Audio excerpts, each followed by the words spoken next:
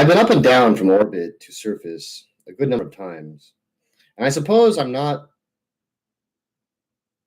really able to appreciate how long it actually takes. It's a long way, even when you're plummeting down at several hundred kilometers per hour. It's been more than 10 minutes since we first sighted the trader drop pods, and they're still coming, but it's not going to be much longer.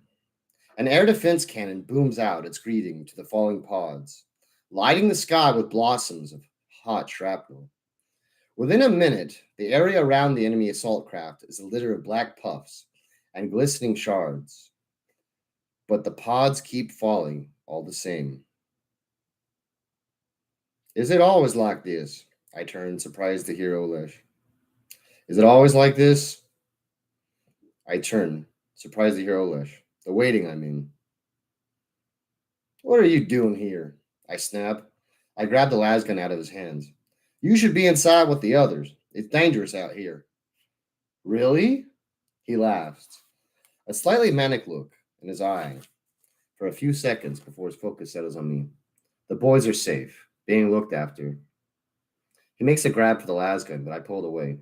No, I didn't just haul your ass all the way across the wastes and almost down into Ghost Ash to save you, just for you to get ripped apart by some trader's bolt round.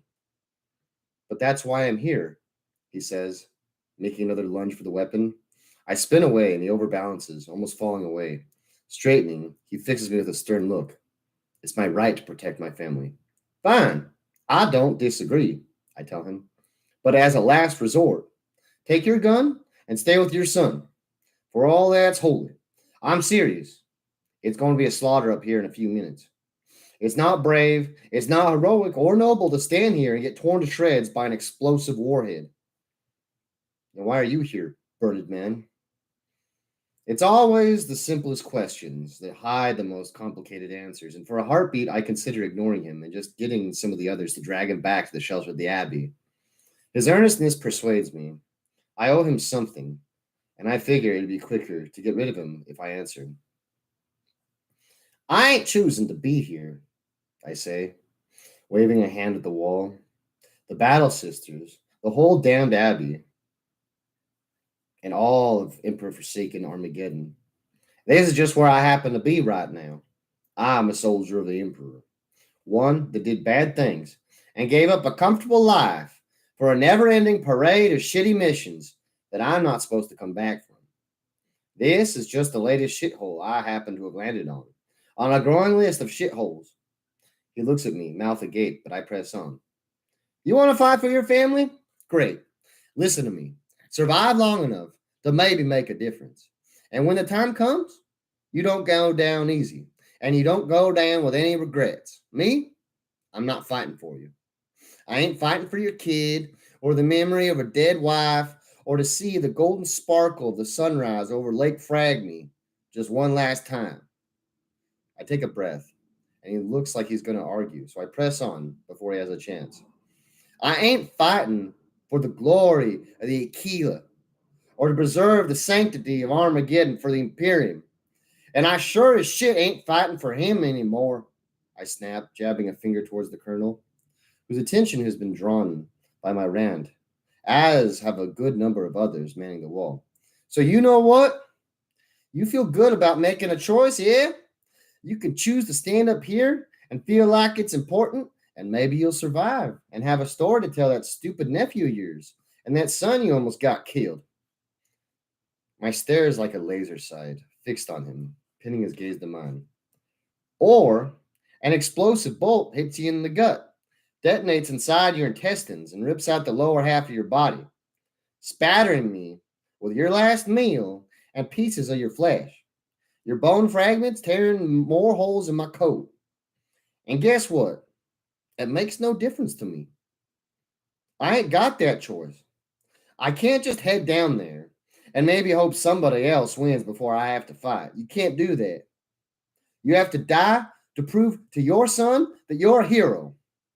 You can live and raise him good and teach him to say his prayers and maybe tell him that time the burned man dragged him out of the throat of an ash ghost. And I want you to do that because he's not old enough to remember you yet. And that explosive bolt that's going to tear you to bits doesn't leave memories. And if you taking that bolt means I live, it still doesn't mean I'm going to be your son's dad. I'm getting hoarse, but I can't stop. The words just keep coming and coming.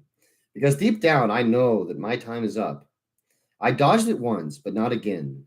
And this is my confession, and I can't keep it inside anymore. All the things that I should have said before I went into the fires, the things I can say now because the Emperor gave me a last chance just one more time. And I feel the Colonel watching and listening as I try to make him understand why we saved the prisoners and why I waited into the Ash Ghost and did all the other stupid things. So why not frag off? Let me take the bolt for you instead, eh? If the enemy get through me, you could try your best. But give me the first shot at him, all right? Nobody's going to miss me when I die. They won't tell the Bell of Lost Souls for Lieutenant Cage. And I'll tell you why. I deserve to be here. I wronged the God Emperor, and he's punishing me. That's why I'm here. Though, through all of it, the Master of Mankind has seen fit to put me, a broken down miscreant, blasphemer, and deserter, on the walls of a damn battle abbey of the Adeptus Sororitas, so that you don't have to frag and be here. I thrust the lasgun into Olesh's hands, pushing him back to the steps. He gives me another look, mouth hanging wide, and then hurries off, turning back towards the rampart. Now I'm confronted by a crowd of faces, a mixture of disbelief, amazement, and even some adoration. Silence reigns except for the crack of anti-air shells above us. I catch the Colonel looking at me with calculating eyes before he turns away, heading back to the far of the wall. You know what, Mr. Thorpe? I think I almost feel like there's some self-insert points, and you deserve it. You deserve it. All right. If Cage was ever a self-insert for Mr. Thorpe, and at this point I'm fairly convinced Cage is, simply because there's just things that are too human about Cage. He just has these moments that I connect with. Um, if you're going to be living vicariously through Cage and going on these adventures, then you can have the adventure where you're the cool guy, the big cool guy. That's fine. I don't know. Maybe I'm just projecting here, but I get the sense that maybe Mr. Thorpe wasn't the big cool guy, and this is a chance to be that, and it's fine. It's great, you know. Cage is right. He's never admired. He's never adored. I guess the greatest thing about him is he can make a sacrifice and he can keep making it over and over and over again, and that's not something anyone else can do. I mean, I to me, what this whole thing about, like, what, do you really want to stand out here?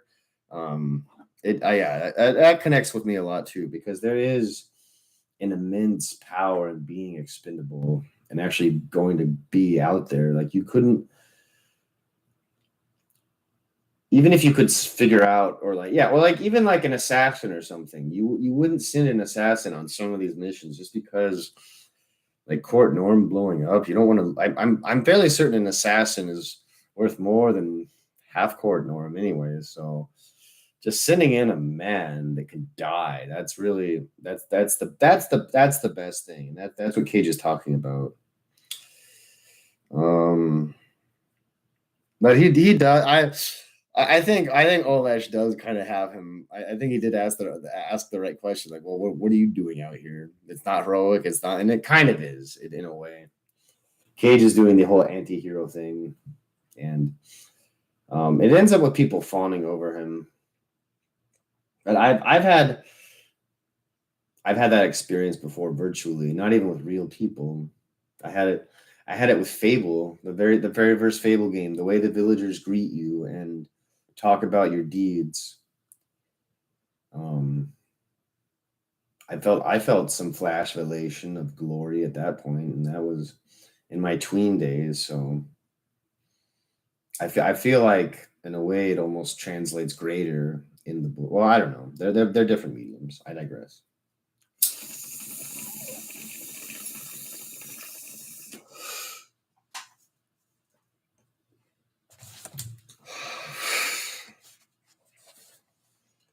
Orska breaks from the church of wasters, but before she can say anything, a heavier thud in the skies draws everyone's attention up again. A brighter fire lights the airburst of the tower gun, drawing a ragged cheer from some of the hivers and wasters. They think the anti-airs hit one of the drop pods. I don't feel like celebrating. Something doesn't scan right as I squint up at the blossoming explosion. Get the cover, I shout, not even sure why, throwing myself along the wall, towards the door of the gate tower to my left. Incoming! My brain catches up with everything else, translating what my instincts saw straight away. The fireball was too regular to be a flag hit. It had to be a controlled detonation. A keening whistle fills the air as some folks respond to my shout, others milling about for a precious, deadly few seconds, marveling at the pyrotechnics a few hundred meters up. The battle sisters throw themselves into the rampart, hivers and wasters, following me or trying to push themselves up against the wall, some of them hurling themselves into the floor with hands over their heads, as if that's going to protect them from the aerial attack. In the last few seconds before the hail of shards hits the abbey, I can see that it's worse than I thought. Not razor rain, but a shower of glinting bolts. Hundreds of them. The first explodes on the western wall behind us, heralding a few seconds filled with a gathering roar of impact detonations. The roar fills with fire and screams, flesh ripping open, bones cracking and splintering as mass reactive warheads carpet the defenses. Pressing myself into the arch of the doorway, dragging a couple of wasters in with me, I feel hot shrapnel hitting the back of my neck, plucking at the sleeves of my heavy coat. As the wave of detonations passes, the boom of explosives is replaced by weeping and shrieking. I turn, find the desire to stay with my head buried against the pitted wooden planks of the door. It's carnage. The wall tops slicked with blood and body parts.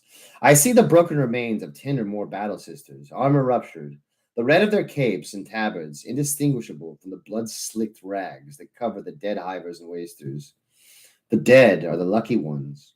And just a glance, I see men and women missing limbs, skulls torn, faces ripped, bodies opened up by the murderous hail.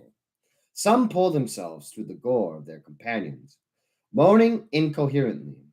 A battle sister, with half her helmet and head missing, stands looking at me, her expression one of dazed confusion, while brain and blood leaks down the ornate scrollwork of her breastplate.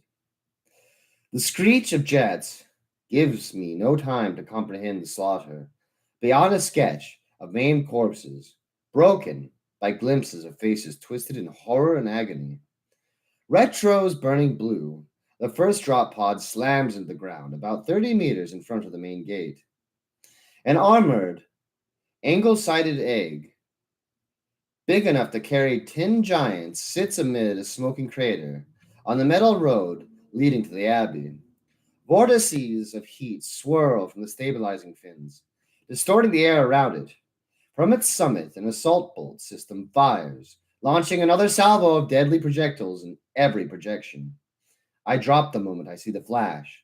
Lethal, thumb sized rockets sprang over the rampart, cutting down another handful of battle sisters that raise their weapons in defense of their abbey.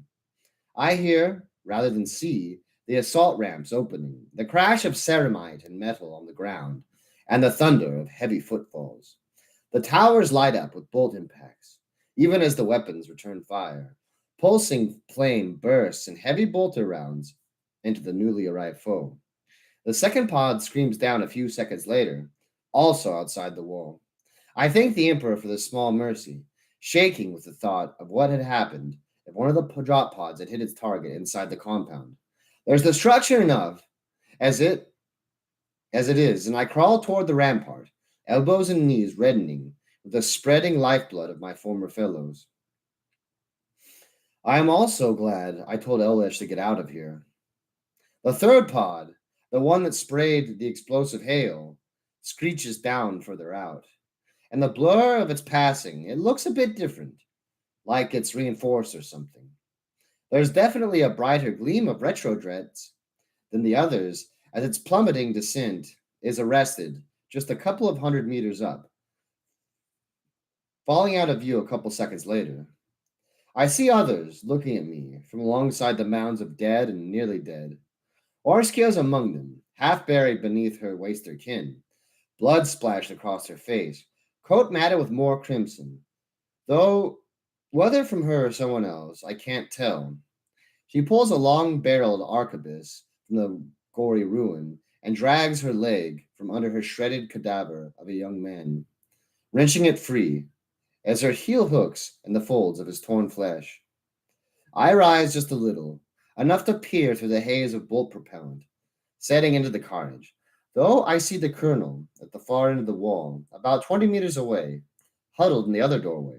There's a cluster of 7 or 8 people with him, some of them wounded, others with las guns and autoguns gripped ready to fight. So, this is interesting in terms of intellectual property. Old Gab Thorpe, right? Like when he wrote the first Last Chancers, when he wrote the first Last Chancers, he was allowed certain creative freedoms. For example, I'll always remember the tree beast, that thing that abducted those people and like used them. I've seen this done probably half a dozen times since, but I don't know why the tree beast is so vivid to me. But you can't have a tree beast anymore. You know why? Because there's no tree beast faction in 40K. There's those like druid things and fantasy, but it's not the same tree beast. They're like golems or something. They're like the lizardmen but trees, I think. I don't know. What I'm saying is though, is this huge drop pod thing. Back like the huge like super duper drop pod thing. Back in like the olden days, that would have just been some like special thing. Like Han Sao has a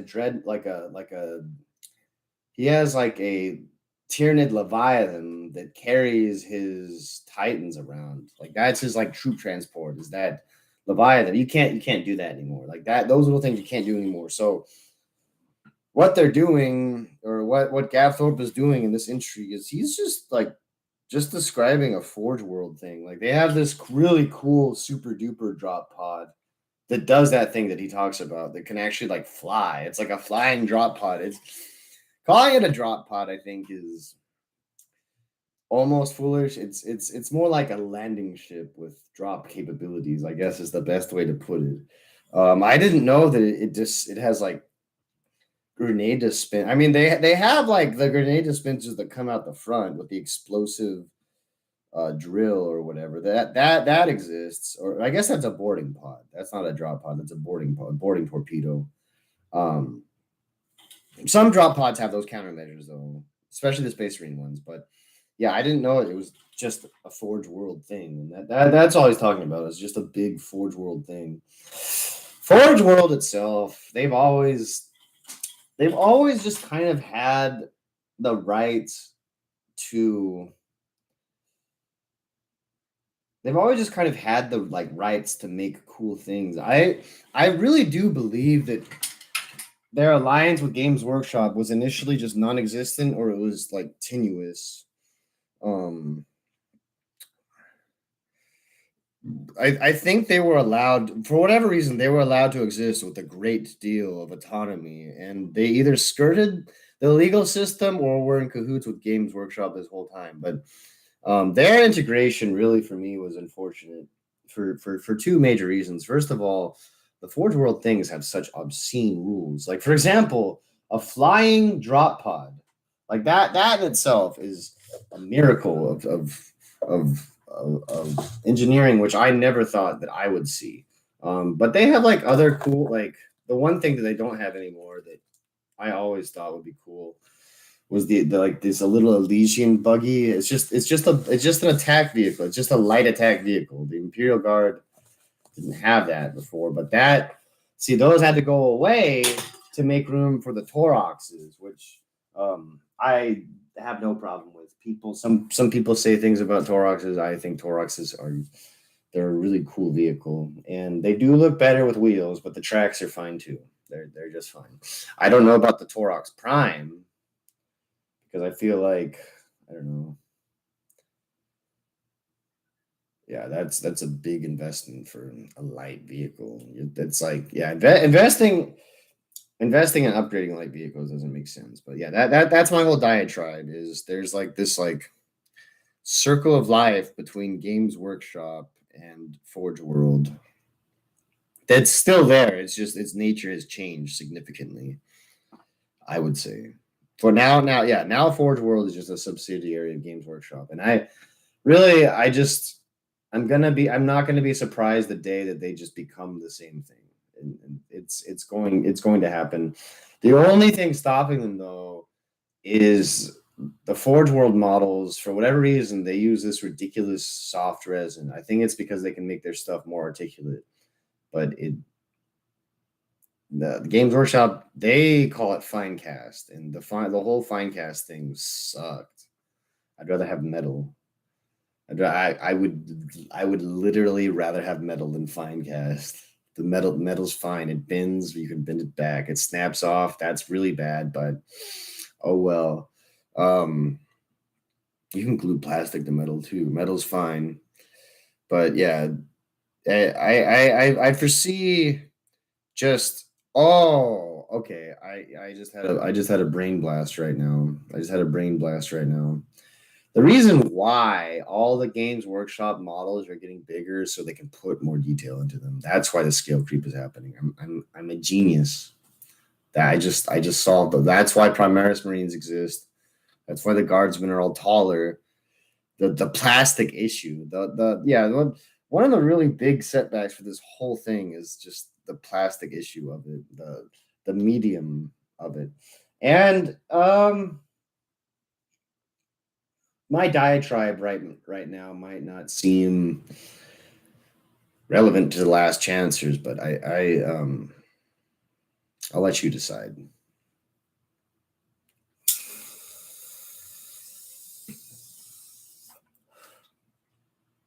Too much water, too little water, too much water, too little water.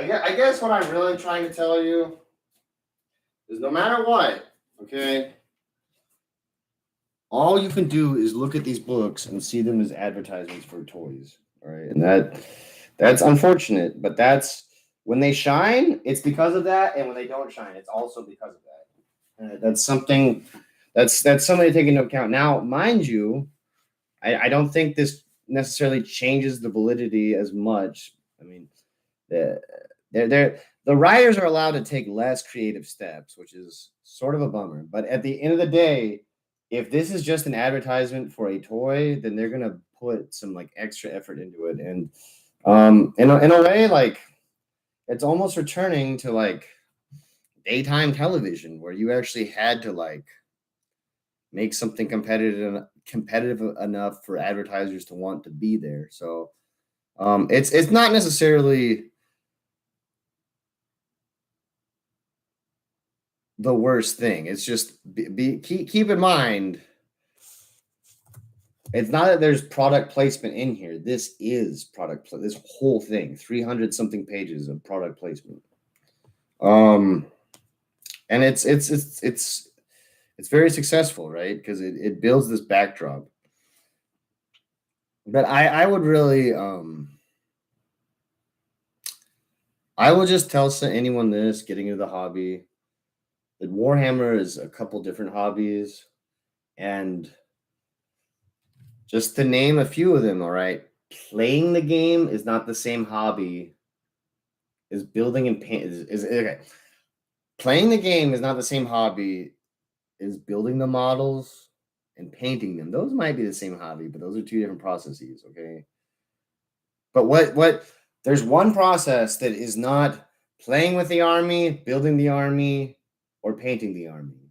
Okay, there's one process divorced from all these things, and that's buying the army. Okay, and this one is well, I mean, depending upon who you are, this one is the easiest. Okay, because you've already worked, right? You've already done the work for this money, so you're giving them the work money, and now you get to work on the models, right? That's you're paying them for the ability to work on your models. And so what I'm saying is you pay them twice. And this, not once again, this is not necessarily a bad thing, okay?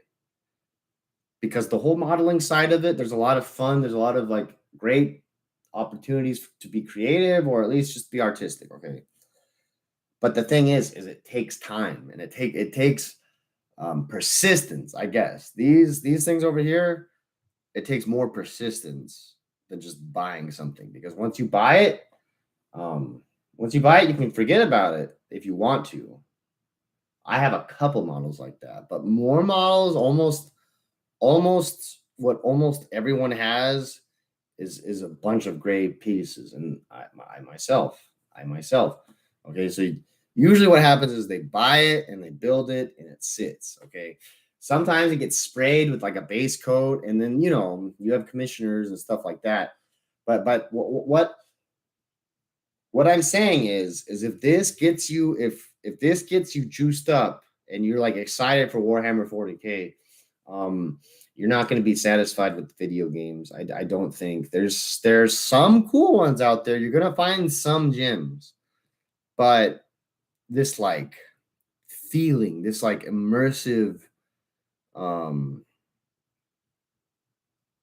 it's just different than everything else. It's hard to describe, and you're not. You might not get it in the games. You might. There's a possibility there in the video games. There's some cool ones out there.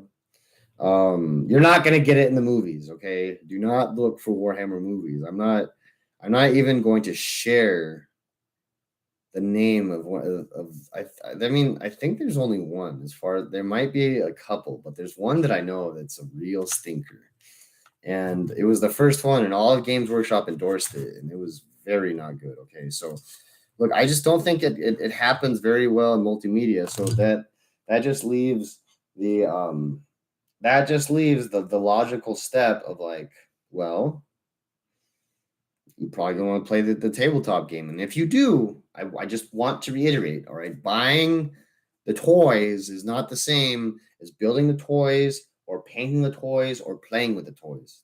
These are all different processes. These are kind of close in a way, but this one is way different. This one's way different. And it's super easy to just get in over your head, okay? Especially when they have these like there's like these like minimum points for battles, all right? And it might be like 1,800 points or 2,000 points or 2,500 points or 1,500 points, okay? And this, I would say this is roughly somewhere within the realm of like a company of men, perhaps a company and a half of men, perhaps about like 50 soldiers and like 4 or 5 vehicles, 3 vehicles, 2 vehicles. So like an Imperial Guardsman's like 5 points, and then like a Space Marine's like 14 points or 13 points or something like that, right? And so it gets filled out. But what I'm saying is you it ends up devaluing, right? That 13 point Space Marine, because now it's not just the game, it's not just it's not 13 points versus 13 points. It's just him being a tiny part. And so making the correct composition of your army, it's kind of like looking at zebras, I guess, being a tiger and looking at zebras and like just being like freaked out and dazzled by all the stripes and not knowing which one is which. You can definitely do that. And so inevitably what ends up happening is most of these lists are just shake and bake. I mean, people go online and they just look to see what wins in the tournaments and they buy that. And I blame them. I was gonna say I don't blame them, but I blame them mostly because it just killed the hobby for me. That was the coup de grace, because I was willing to make bad investments and see how they played out. Um, but there's really not doing that anymore, and I guess I can see why. But it ends up making this economy, right. I think the Games Workshop fanboys are they suffer two very like very under like. Okay, well, first of all, there's a degree of social ineptitude, right? But this breaks into a couple of different. Well, first of all, there's the Stockholm syndrome, right? And this makes it so like it keeps the community, and it's always been like this, all right? Since I was in high school, it's been like this Stockholm syndrome of like them withholding resources, especially rules, right? Because the rules are what they withhold the longest. It ends up giving us all this expectation that, okay, well, one day it's just gonna be better, and it does get better. And when it's good, it's great. When they show you love, when they show your faction love, it feels like the trumpets of heaven, because you get your time in the limelight. And I'm gonna say this, it doesn't even really feel like having advantage. It just feels like the game's now fair. Um,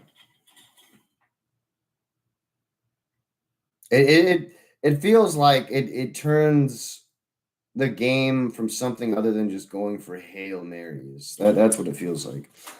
But it doesn't happen as often as I would like it to. Okay, and so if we all have this sort of Stockholm syndrome with Games Workshop, that the real, so there's the social ineptitude, which leads to Stockholm syndrome, and finally that leads to us basically tearing each other apart. Instead of this game being a comfy hobby, it has become a tournament based game. And I say this because what 10th edition is, it's just ninth edition with combined ninth edition tournament rules. And I don't know. It tears us apart because it gets us to buy all the new toys when they come out, and then also snapping off the old gun from our old toys and gluing a new gun onto our old toys because the new rule book says that this new gun is very good. And so there's this like topsy turvy, right? Where you can do everything right, but can you do everything right 3 times a year? Can you assemble a battle force that is relevant for 3 out of 4 quarters of a year? 2 out of them, or maybe just one. Maybe your campaign season will just be 1 quarter, and the rest of it you're just showing up to be the punching bag of some other lucky dingus that got, or maybe that guy has 5 armies, so he always has something on rotation. Um, I guess I just have a boomer moment, and I was very fortunate to have Warhammer the way I did. Um, I think that like the most fun you could really probably have with this game is just unlimited budget. If you were like just like some buddy, if somehow you had some buddies or whatever that were into it, and you were guys were like, okay, look, we're gonna pay $80 for start of army, okay, and then you have by the end of the month, and you have to paint everything, all right, and then next quarter you can spend up to $40 if you want. Well, actually, no, never mind. I guess at this point, then I'm just trading points for dollar bill. Well, whatever. I don't. There's a way to make this work. All right. At the end of the day, there's a workable game system in there, or there was in the past that can still be used, right? Because I still have all my old resources. Um, but that's sort of like done away with, and Games Workshop will always have us by the huevos because we don't even know the rules anymore. I don't think anyone knows the rules anymore. If you don't even know the rules for the game that you're playing, then what are you doing? What's the point? What's the point? Why would you ever do anything if you didn't know the rules at least a little bit? And it's not even like knowing which rules to follow. It's knowing which rules to break and when. And I don't know why.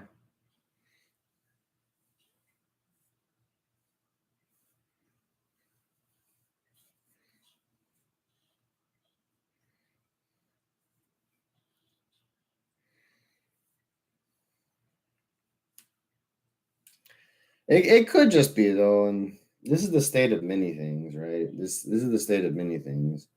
It could be that maybe before all this started, that Warhammer was dragging on just a little bit too long, and they needed to change everything. And it also could be that I'm just getting old. I'm just getting old, and I'm just so delighted with the way that things used to be, but they're not that way anymore, and that's okay. Not everything has to be just the way that it was. And there's plenty of things now that are better than the way they were before. Plenty of things.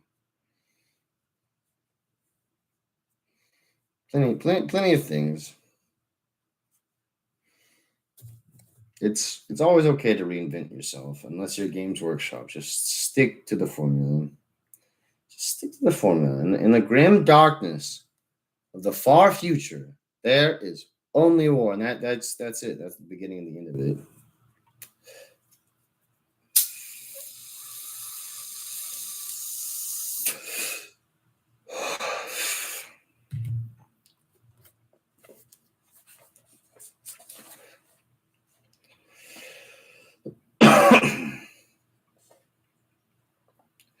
As one, responding to some command over the box I can't hear, the surviving battle sisters rise.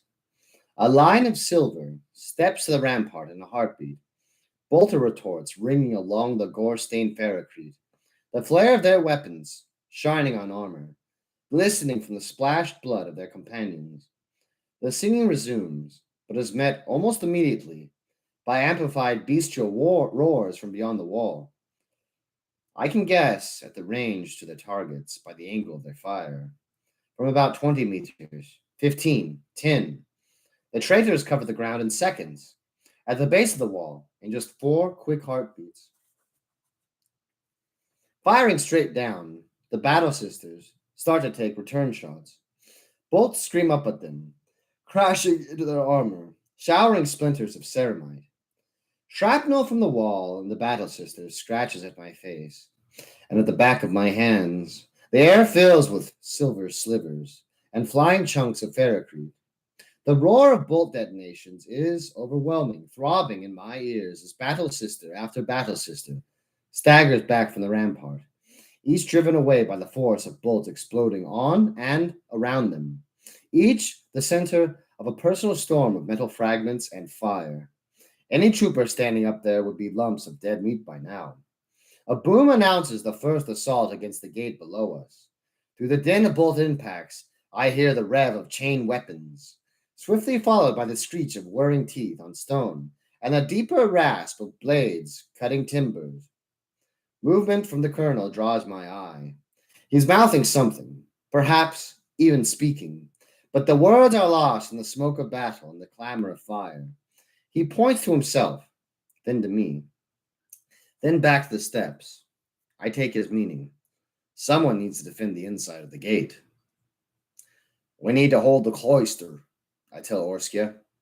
What? She shouts back.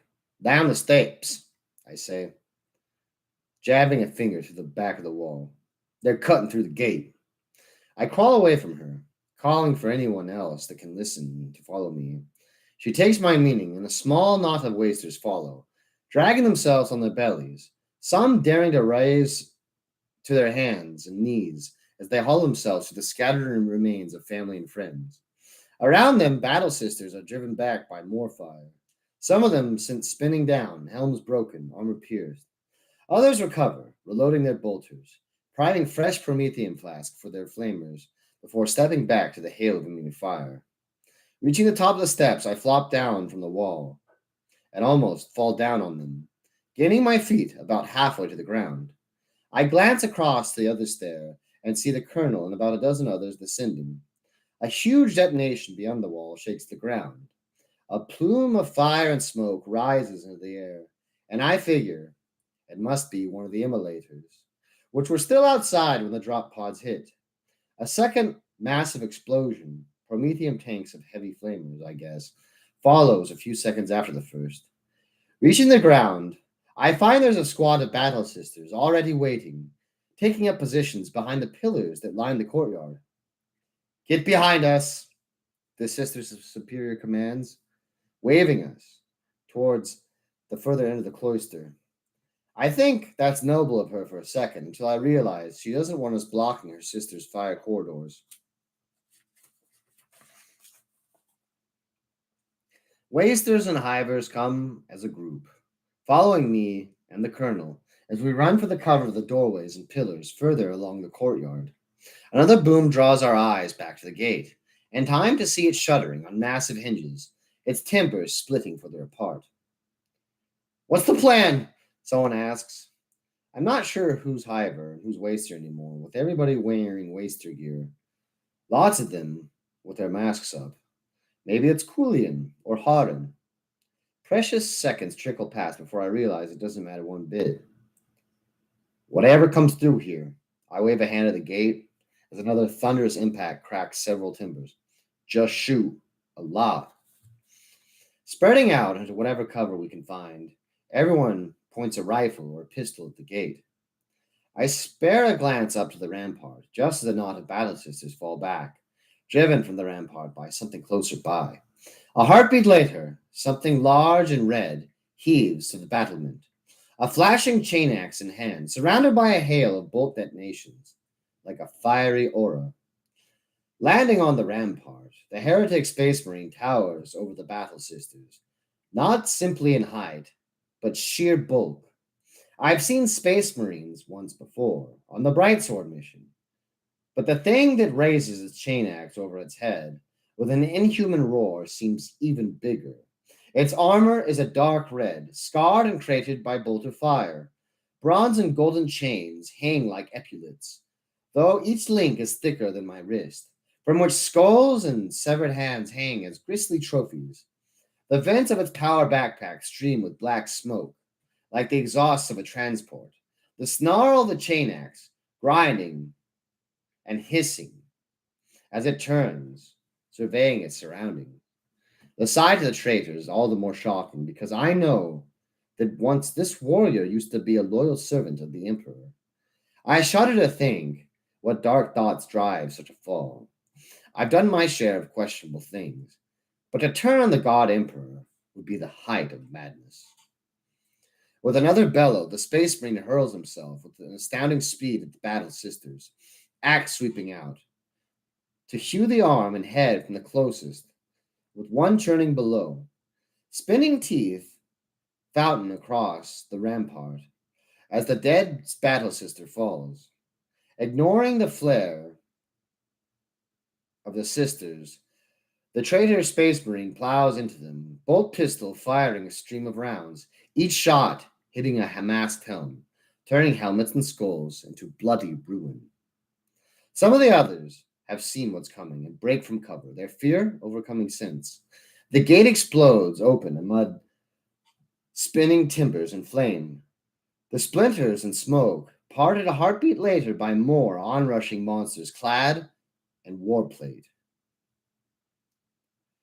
The demons were scary, but it's their sheer impossibility that breaks the mind and sows the dread into your heart. Seeing the traitor space marines pounding through the broken gate is a far more visceral, real experience. Their size alone is overwhelming. The sudden bolt, pistol volleys, and flare of plasma fire. The way they move seems not unnatural, but hypernatural. Beings that armored, that bulky, should not move with that kind of pace and balance. Even running at speed, they move to snap off shots with all the precision of a stabilized gun platform. Explosive bolts, finding silver targets with unerring accuracy. Blue plasma blasts tear through columns and armor alike, detonating like miniature suns to turn their targets into exploding clouds of vapor and ash. The charred remains hurled into other sisters.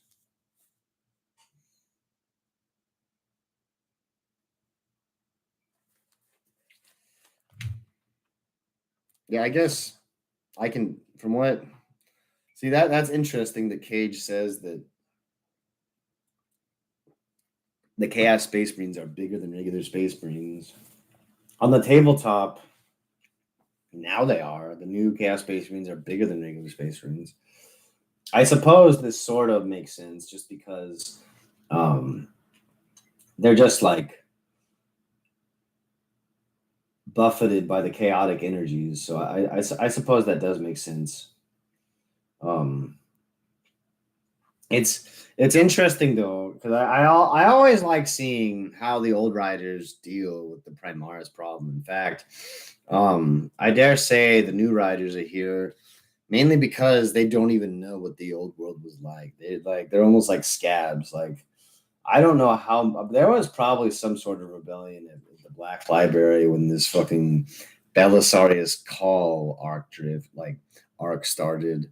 Um, I imagine the executions of many careers happened at that point. And I look at the novels and I see that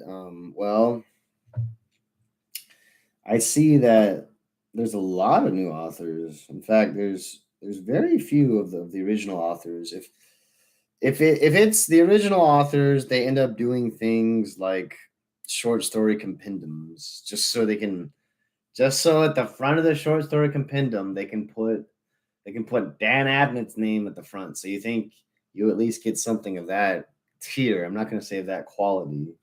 I mean, yeah, it's high quality stuff, but sometimes Dan Abnett's just boring. Sorry, Dan. I'm boring too sometimes too, though. So take that with a grain of whatever you want. And yeah, he kind of like he very conveniently just doesn't write any Space Marine he doesn't write any Space Marines into Armageddon at all. I mean, I guess that is kind of good though because it makes the Chaos Space Marines even more of a foil to the it makes the Chaos Space Marines even more of a foil to the Last Chancers because now it's like a big armored thing. Um in fact, like the other Space Marine that he talks about, I don't know. That second book was okay. It was very okay. It just like it's kind of like in these new Star Wars shows that are supposed to be really intimate and small and like low scale. Once you start throwing once you start throwing the Jedi in there, then everything just gets blown out of proportion. I guess that's what I'm saying. Is it just it changes the scale and the scope of everything.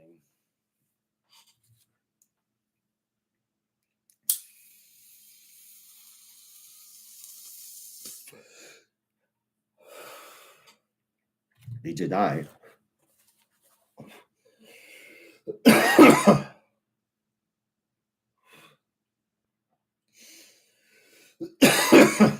I don't want to open fire. The thought of attracting the attention of one of these inhuman killers freezes my trigger finger.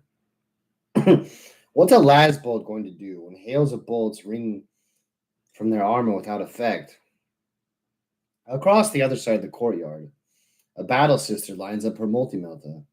The air distorts with lethal energy, the hiss of its firing becoming a roar as the blast engulfs the nearest traitor. If the plasma detonations are spectacular, a melta kill is almost impossible to believe. One moment, a half-ton of savage heretic is bearing down on us. The next, there's a few scraps of falling armor, and a cloud of red vapor swathing his companions. Another bestial roar draws my eye back to the rampart, where I expect to see the traitor cutting down the last of the battle sisters. I'm not wrong. Piles of silver armored bodies lie around the monstrous warrior as it hews left and right with its chain axe. Its blows deflected by the gleaming sword of a sister superior. A battle sister rises behind the space marine, one arm hanging useless at her side, a reclaimed bolt pistol in her other hand, aimed at the back of the traitor's head. The space marine turns and fires in one fluid motion, but doing so leaves it open to the falling blade of the sister superior. The blue-edged sword cuts deep into the pauldron of the space marine, slicing through bonded ceramite into the flesh. The heretic's shot hits the battle sister in the chest, causing her to fall to one knee, backhanding the sister superior away, her sword left sticking from his wounded shoulder. The space marine lifts his chain axe, ready to receive the next assault. Its teeth a blur, the weapon sweeps on, slashing towards the sister superior's head. She barely ducks the blow, but snatches the sword out of her enemy's body and drives herself forward again. The blade buries itself into the chest plastron, the force of the blow cracking open the ceramite. The momentum of the attack carries both of them over the edge of the wall, down to the cloister, where they crash into the ground amid a thunder of armor hitting Ferrocrete. There's no time to see what happens next. Promethium streams from heavy flamers, setting two of the heretics alight. They charge onwards, uh, armor aflame, chain axes hewing, and pistols spitting death. Fire from above rips at the space marines from behind. Now that the battle sisters on the rampart are unengaged, there's probably about half of them still able to fight, both their shells raking in a blaze of flame. I see a brutish warrior stumble, head and shoulders engulfed in detonations. Pieces of armor fly away, exposing a flat featured face, more scar tissue than skin, contorted with disturbing tattoos of symbols that gleam with their own light. Another salvo tears flesh from bone, the mass reactive rounds detonating inside the skull, blowing it apart from within. I stare in disbelief as the smoking ruin of the heretics tumbles to the ground with a crash. They can be killed. I finally open fire with the las pistol, directing my shots towards the faces of the monstrous warriors as best I can. Maybe I'll hit the throat guard or an eyelids or something. If I miss more than I hit, and those shots find their mark as pitiful beams of red that glance from warplate, as if it were tank armor. From around me and behind me, the others fire too. One bullet isn't much, and nor is one lasbolt. 10 shots doesn't amount to a threat to these armored behemoths. But when that number creeps to 30, 40, 50 shots, it all starts to count. It's like stripping a fortification down to its foundations with a blunt spoon, chipping away every piece of dust lifted, every scratch, and every small pockmark, one step closer to the impossible goal. One of the space marines turns away from the battle sisters, paying attention to our fire for the first time.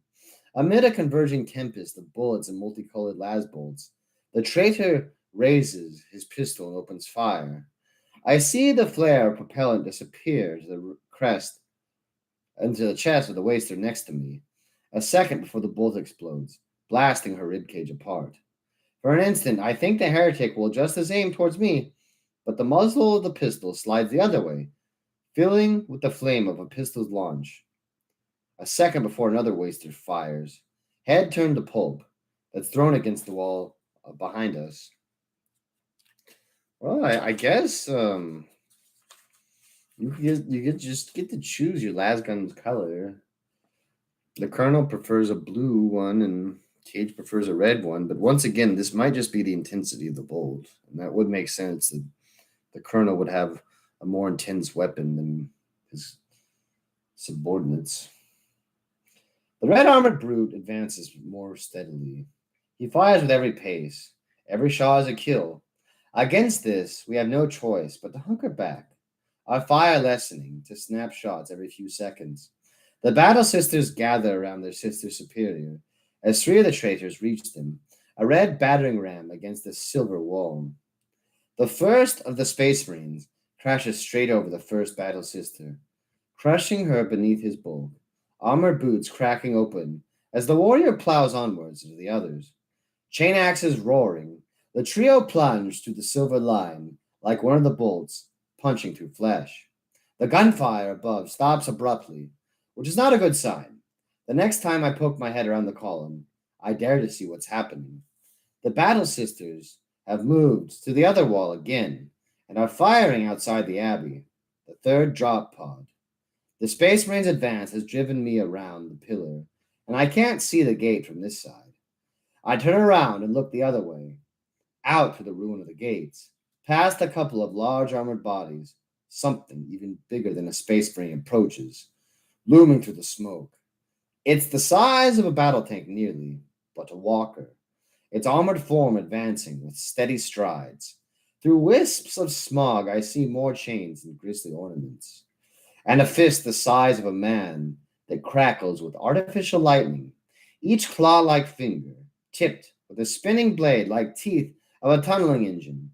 In place of the other arm is a multi barreled cannon, three lines of ammunition hanging from it, and massive armor hopper on the shoulder. I swallow hard as I remember the destruction of the immolators. If two armored vehicles with inferno cannons couldn't stop this thing, then what chance for a man with thick coat? And I check. 12 las pistol shots? Spikes adorned with skulls jot from slabs of armored plate, as I see a symbol blazoned on one side, next to a central cluster of bones and skulls, like an open sarcophagus, a fanged maw closing on the image of a planet. The walker is about 10 minutes from the gate. Its gun turns toward me, barrels starting to spin to life. Um,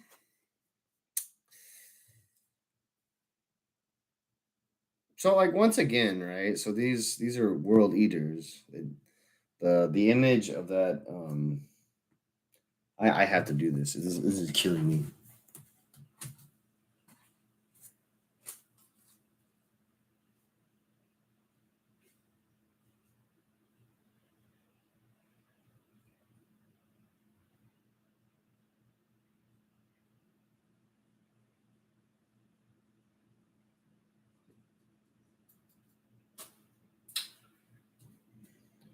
I guess the real reason the second Last Chancers is such a drag is they don't like. There's just not a lot of variety. I mean, it was cool when they got to meet the crew, just because like there was so much variety. There was like, I think there was Vespids too, maybe not, but there was just a bunch of weird. Maybe that was before the Vespids Stingwings. I don't know. I think there were Vespids later. Yeah, there were Vespids later. Oh man, did I destroy my device? Um, but it was cool seeing all the like different freaks of the town. It was cool when the crew pranked Cage with the human brains. That was really cool. I like that part too because it was cool when the crew were like, "No, we do not worship change. We simply accept it." That was great because it showed me that they could never be worship. I mean, they could maybe be turned to worshipers of Zange, but they probably just wouldn't do it. They don't think in terms of the Tau or the humans where they have to have some central authority to worship. They don't think like that at all. They simply fight for the privilege of eating the dead. They fight for. They're a lot like orcs, except it's the orcs get their elation during the fight, whereas the crew get their elation directly after the fight, directly immediately following the fight. It's so disgusting that they have like cadaver refrigerators where they keep the dead with them for special occasions. Which I mean, honestly, that's I guess it's if that's what you eat, that's not too weird because we do the same thing. But I'm really struggling right now because On one hand, I think Gabthorpe does his best when he's just like introducing like a lot of ways it reminds me of a role-playing game or something because every encounter is just so different. And that's really what the difference between like a lot of like war fighting games and a lot of role-playing games is every encounter you just don't even know what to expect. But also like I don't know necessarily if I support this like variety just for the sake of variety. Only because it seems like the Chaos Space Marines are the ones that really like these guys have gotten a lot of love. They've just the way he's written them, and I get that it's every other foe so far has been written to make the Chaos Space Marines seem really badass, right? So you have to have one if you want the other. So I get that as well.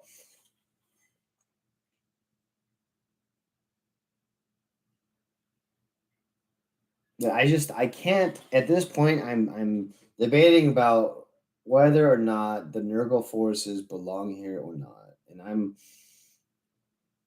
the results are somehow 41 to 59, and they keep shifting back and forth in my mind. I mean, that's the thing about chaos, right? Is I'm trying to reason with chaos, and I'm trying to explain the nature of chaos, but that in itself is foolish because chaos doesn't follow rules. That's the whole point. So maybe that's what I'll leave it off with is no matter what, like you can't just expect it to work out. It could merely be Nurgle butting in on Korn's action.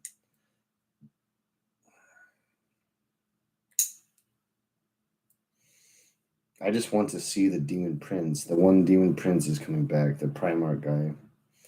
Angra. Oh, that's why. Yeah, that's why I was so intent on everything being red, everything being of Corn, because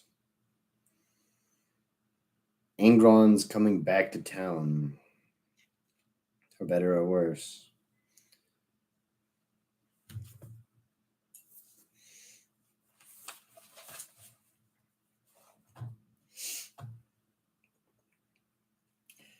There's only so much a mind can take. Only so many times it can be thwarted in the simple endeavor of staying alive before something breaks. I passed that line a long time ago and kept moving. I became used to the idea that I would die, but never to the point that I wanted it.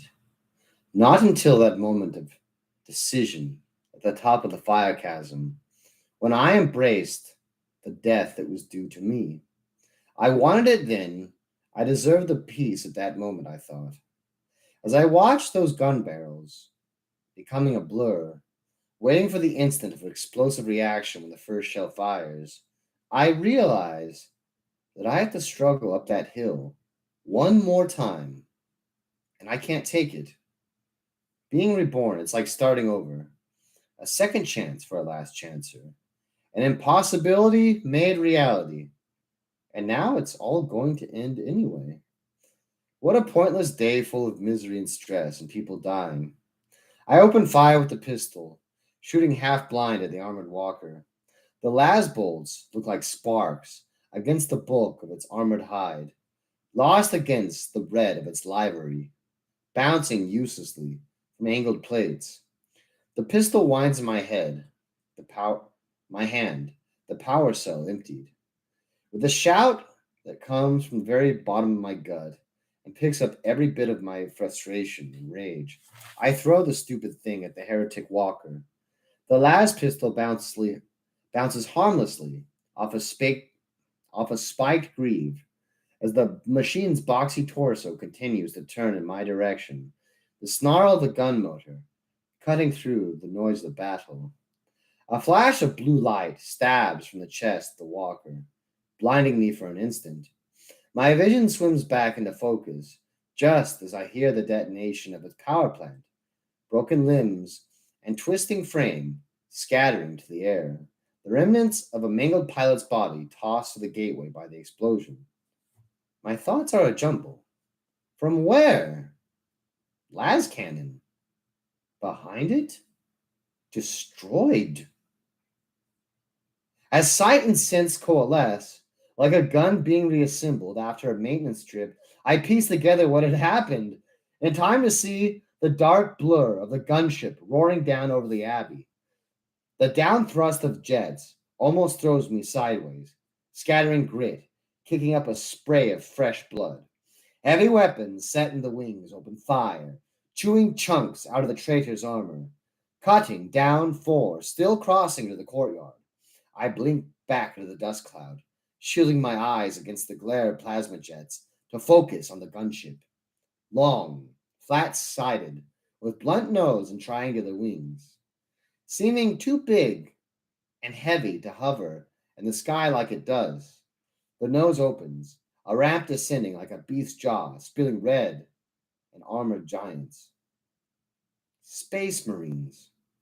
From about 15 meters, they fall, landing on the wall of the gate amid a crash of boots and a crack of bones and ceramide under them. Their armor is ornate, vibrant green, chased with gold and silver, hung with what looks like lizard skin cloaks and loincloths. I count 5 at first, bolters finishing what the gunship's weapons began, snarling rounds flaring to the cloister to rip apart the wounded traitors. The gunship moves on, another 6 Marines leaping from its ramp as it dips, Ferrocrete cracking under the impact of their landing as they hit the cloister among the ruin of the dead traitors' armored corpses. The heretics react without hesitation, breaking away from the bloodied squads of battle sisters to charge headlong at the new arrivals. Distorted battle cries bellow from the voxmeters in their armor, echoing from the back of the abbey walls. Blood for the blood god! I don't really understand what that means, but it sends a chill coursing through me all the same as I watch the knot of red armored brutes closing in on the arrivals. One of the space marines steps forward from the others, his armor blue rather than green, but for the pauldrons and helms. He carries a long sword and staff tipped with what looks like a horned head of a reptile. From this is a flare of lightning that erupts, lancing across the gap between him and the charging traitors that strike the closest. Red daub ceramite shatters like glass, the blue lightning bolt eating its way into the exposed flesh beneath, peeling superhuman muscle apart like foliage burnt away by an anti-plant missile. In the 2 heartbeats, the heretic warrior is nothing more than clattering bones and broken pieces of armor, spinning forward from the momentum of the charge. 2 other warriors race past the collapsing remains, bolt pistols firing, chain axes lifted to the attack. The thrum of a plasma chamber heralds a sun-hot blast of energy.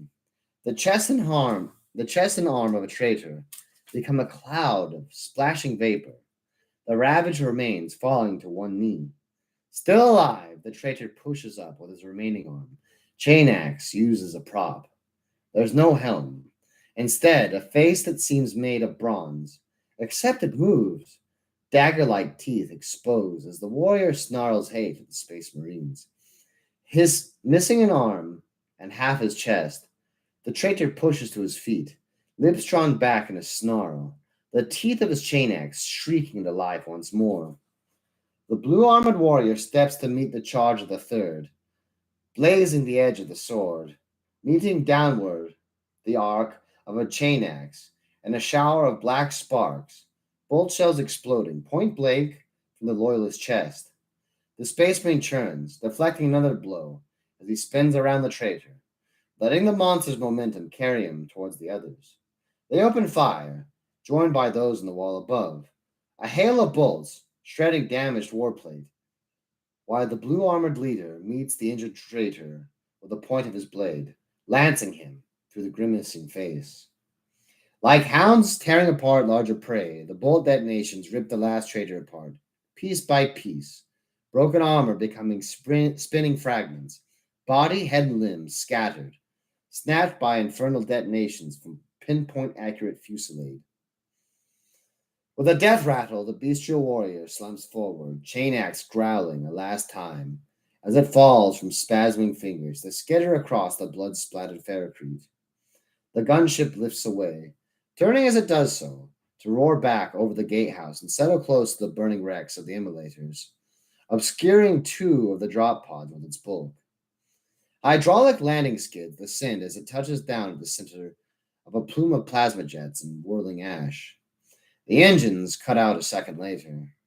In the wake of such intense destruction, the quiet is profound silence for a few seconds. The cloister feels small, filled with the presence of the Space Marines. It's more than their physical size. Their warplate gives off an aura, heat vents causing the air to shimmer, the buzz of unheard vox beads, like static on the edge of hearing.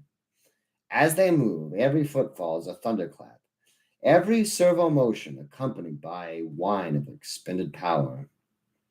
While the squad in front of the cloister spreads out, weapons trained on the broken heretics, the Space Marine in blue turns, a few last fronds of energy crackling down the blue staff, reflecting the black lenses of his helm.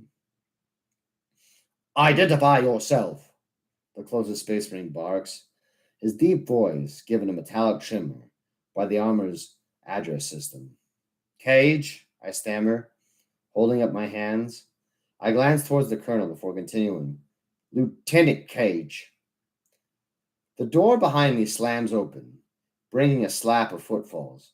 Two of the Space Marines adjust their aim, and footsteps stop. Battle brothers, I hear old preacher exclaim. Blessings of the God Emperor upon you for your intervention. The half squad of Space Marines on the wall have turned their weapons out over the approach, while the battle sisters move across the cloister, heading through the broken remains of the gate and back to the ramparts. I assume that means the abbey has been secured again and let out a long breath. The warrior, with the blue on his armor, has been surveying the cloister, the tip of his skull staff glowing with a yellow aura. He turns on me, sheathing his blade as he does so. The staff head dims as he takes one more look around, casting eyes skyward a few seconds before lenses fall on me. It is not random that the word World Eaters landed here, the warrior proclaims, booming voice echoing from the cloister walls. We must divine their presence, their purpose, and how it fits within this scheme of the great ritual. I know better than to ask stupid questions at a time like this, but mention of any ritual makes my skin crawl. The Space Marines nearest me lowers their guns and reaches a hand up to their helm. With a twist and a hiss, one frees the seals, pulling back the helmet. The face within is flat, broad-nosed, and utterly black. Eyes of red, with penetrating black pupils, watch me, curiously. I gasp, unable to hold my shock, at the stark reminder that the Space Marines are not to be confused with us poor mortal humans. The fierce gaze softens, and the Space Marine hangs his helmet from his belt. With a clang, he mag clamps the bolter to his thigh armor and turns towards Canoness Erasmia. I am Brother Sergeant Uhak of the Salamanders chapter. We detected the launch of the traitor Astartes and moved to intercept, but were unable to arrive before they landed. He glances back at the gatehouse rampart, where Sisters Hospitaller were moving among the heaped dead, pulling a few lucky survivors from among the wreckage of bodies. His gaze sweeps over us and then back to Erasmia. The Sisters of the Argent Shroud, you have paid a high price for the Emperor today, as have your allies. Mongrel strays attracted by our beacon, the Canoness declares. Uhak pauses before replying, his expression distant for a moment. I work out what he must be listening perhaps to a Vox implant.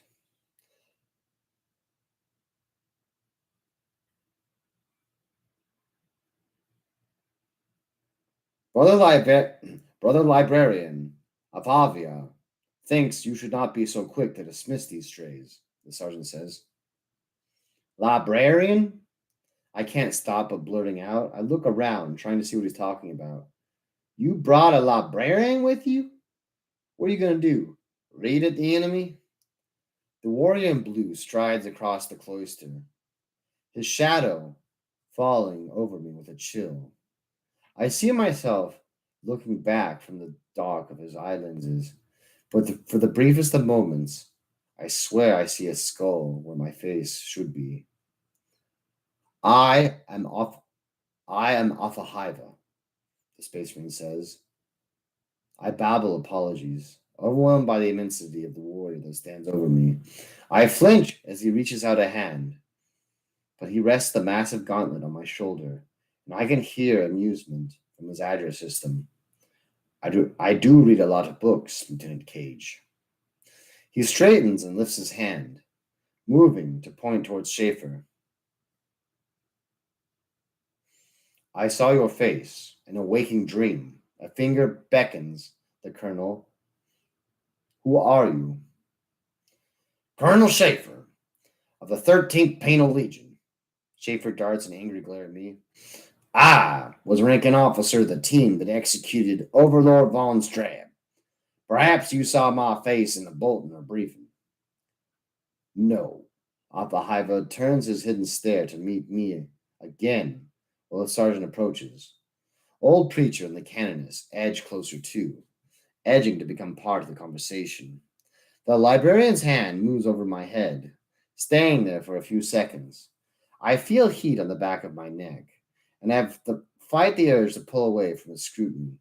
Memories flicker on the edge of awareness. The librarian draws his hand back sharply. The burned man. He looks at Uhak. One that has passed through the flames?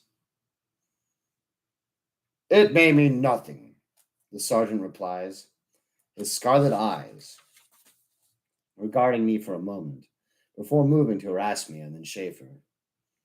Who is your military commander? Sister Superior Ladia leads us in combat, Erasmia replies. Her gaze roams around the courtyard for a moment, her expression turning even more sour. If she has survived. Sergeant Uhak turns away and heads across the cloisters. I guess to find the Sister Superior. You have our thanks as well. As I said, the old preacher says, I will send prayers to the God Emperor for guiding you to us in timely fashion. I thought it was simply a scanner that drew our eye to this place, but there seems to be a greater matter resolving itself in this abbey, says Afhavia. I can sense it still. The librarian stiffens suddenly, his head snapping to the left, past the colonel, hand moving to the hilt of his sword. You! The other hand points accusingly.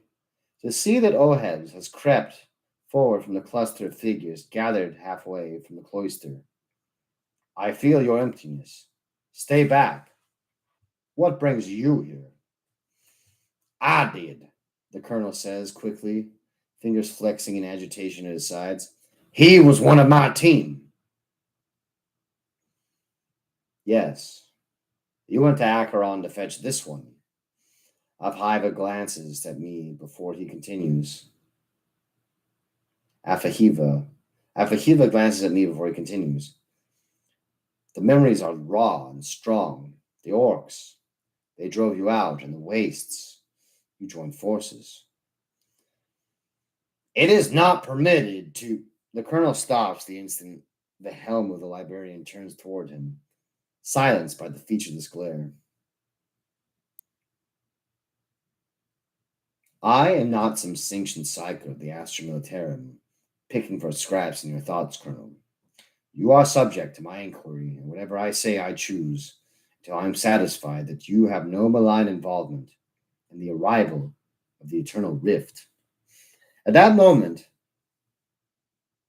the mention of the hole, we look up and reflex. It's there, still, churning the upper heavens, glinting with arcs of silver power. It's bigger, I whisper.